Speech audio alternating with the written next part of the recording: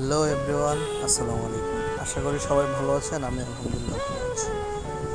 সবাই যখন ঢাকায় ফিরছে ঠিক তখনই আমার ছোট ভাই ঢাকা ছেড়ে চলে যাচ্ছে তার গন্তব্যে। আমরা তখন রাত 10টা, বাস এসে পৌঁছালো নবীনগর কাউন্টারে। আমরা একটু আগেভাগেই বিকাল বিকাল নবীনগর চলে আসি, কারণ জ্যামের কারণে দেখা যায় হয়তো গাড়ি আগে চলে আসবে অথবা লেটও হতে পারে, আমাদের যেতে লেট হতে পারে। সেই কারণে আমরা আগেভাগেই চলে যাই নবীনগর কাউন্টারে।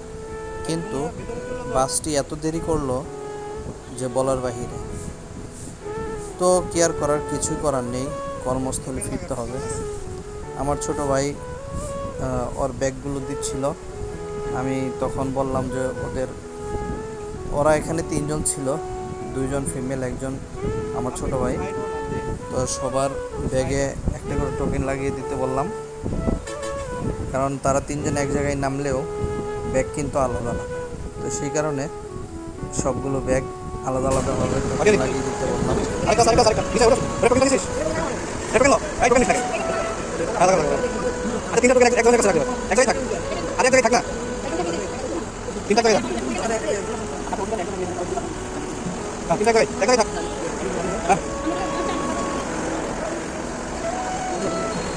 ব্যাগগুলো উঠানো শেষ, আর ওদেরকে বললাম তোরা গাড়িতে উঠে বস।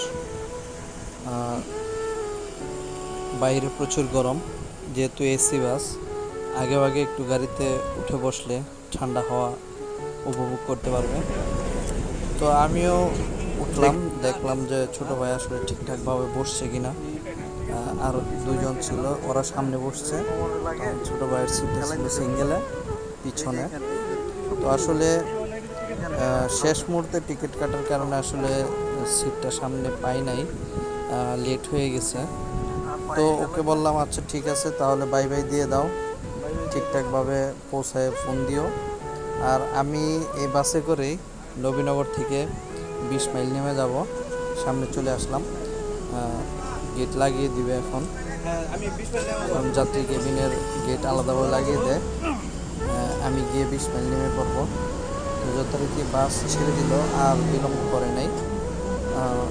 তবে বাসের যে হেল্পার সুপারভাইজার ছিলেন, আসলে অত্যন্ত ভালো ছিলেন, আমাদের ব্যবহার খুব ভালো ছিল। তো আসলে আমাদের সাথে কথা বলতে বলতে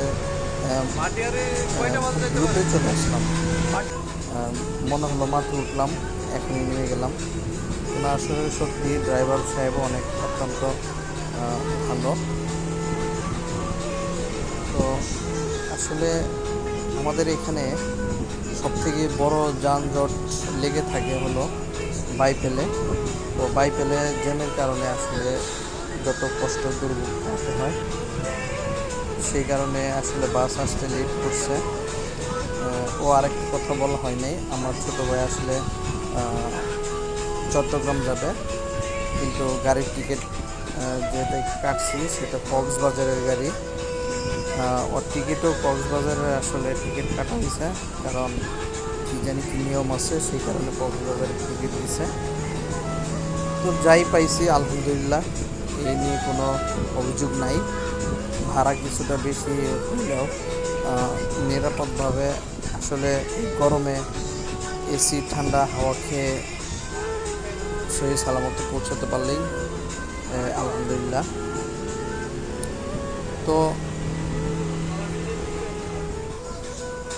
আমার ছোটো ভাই সে 20 মাইল থেকে উঠতে পারতো। আমি প্রথমে বলেছিলাম 20 মাইল থেকে ওঠার জন্য, কিন্তু পরবর্তীতে ডিসিশন চেঞ্জ করা হয়েছিল, কারণ সেনা শপিং কমপ্লেক্সে একটা কাজ ছিল ওর, যার কারণে আমরা আসলে ওখানে চলে যাই আগেভাগে, গিয়ে ওখানে অপেক্ষা করি। আরও 2জন ফিমেল থাকার কারণে আসলে ওদেরকে, যেহেতু আমার ছোটো ভাইকে নিয়ে আমি টিকিট কাটছি, তো টিকিট সব কিছু ওর কাছে, ওই কারণে আসলে আরও যাওয়া, না হলে নবীনগর আসলে উল্টা গিয়ে ওইদিকে কষ্ট করার কোনো মানেই হয় না। যাই হোক, সহি সালামতে গাড়ি আসলো এবং ওকে উঠিয়ে দিতে পারলাম, এটাই আলহামদুলিল্লাহ। তো বন্ধুরা ভালো থাকবেন, আমার ছোটো ভাইয়ের জন্য দোয়া করবেন। আসসালামু আলাইকুম।